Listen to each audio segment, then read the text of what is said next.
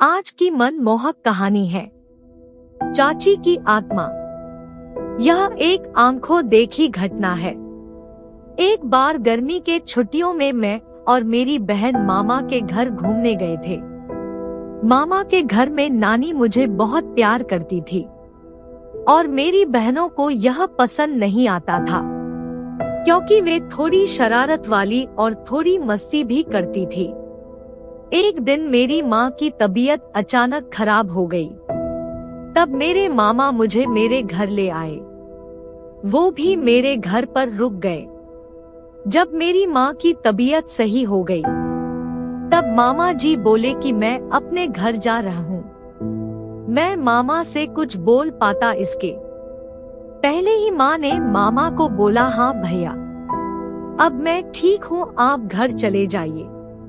मेरे घर पर मैं और मेरी माँ ही बची। 2-4 दिन बीत गया। तब एक दिन रात में मुझे जोर की प्यास लगी और मैं आंगन में पानी पीने के लिए उठी। तभी मेरी नजर ऊपर गई और मैंने देखा कि धुआं जैसा कुछ उठ रहा है। तब मैंने अपनी माँ को जगाया और माँ को बोला, माँ ऊपर देखो, यह काला काला धुआं जैसा क्या उठ रहा है।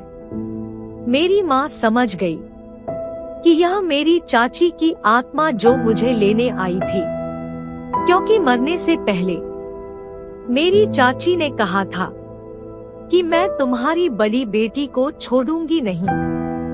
मेरी माँ ने मुझे सुला दिया और खुद घर के पीछे बैर का पेड़ लगा था, उसी के नीचे बैठकर रोने लगी, क्योंकि बकाइन मेहंदी के पेड़ पर हमेशा रात 11:30 बजे के बाद चुड़ैल आत्मा भूत प्रेत निवास करते हैं और उसी पे चाची की आत्मा भी रहती थी।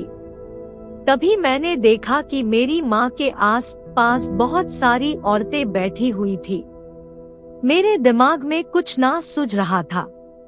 एक बार हम लोग 8वीं कक्षा में जब पढ़ रहे थे तो गुरुजी ने बताया था, कभी भी भूत प्रेत या आत्मा दिखाई दे तो गायत्री मंत्र का जाप करो, बजरंगबली का नाम लो, तो आत्मा वहां से डर कर भाग जाएगी। उस वक्त यह बात मुझे याद आ गई और मैंने वैसा ही किया जैसे गुरुजी ने बताया था। आज मैं और मेरी माँ सही सलामत है। लेकिन जब से मेरी माँ के साथ ऐसा हादसा हुआ था, तब से माँ को थोड़ी भूलने की बीमारी और थोड़ी डरने की बीमारी हो गई और एक कमरे में बंद रहने लगी, क्योंकि बाहर अभी भी चाची की आत्मा दिखाई देती है। लोग बोलते हैं कि यह असत्य है, लेकिन जिसके ऊपर बीतती है वही जानता है। Thank you for watching. Please like, subscribe and share.